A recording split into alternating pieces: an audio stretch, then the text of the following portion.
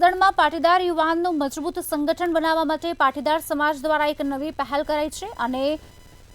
Atkot road પર આવેલા પાટીદાર શૈક્ષણિક ભવન ખાતે પાટીદાર યુવાનોનું સંગઠન કરવા માટે મીટિંગનું આયોજન કરવામાં આવ્યું હતું। આ મીટિંગમાં દિનેશ બાંભણિયા, મનોજ પન્નારા,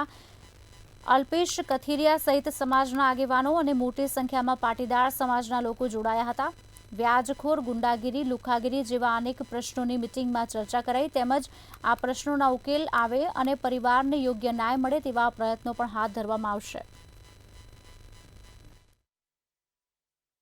પાટીદારોની એફઆઈઆર લેવામાં નથી આવતી,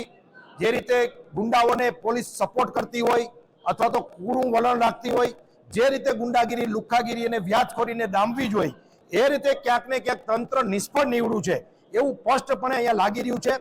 અને એના કારણે ખૂબ પાટીદારો ભોગ બની રહ્યા છે। ત્યારે અમે આ એક મીટિંગનું આયોજન કર્યું હતું અને એ મીટિંગની અંદર આવેલા યુવાનોનો પણ આ જ સૂર છે। તો આ તકે અમે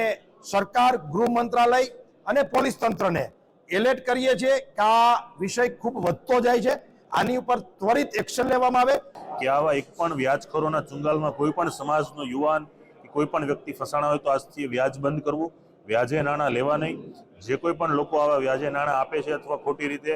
ફાઇનાન્સના લાયસન્સ લીધા વગર વ્યાજનો ધંધો કરાઈ રહ્યા છે, એમની યાદી તૈયાર કરી અને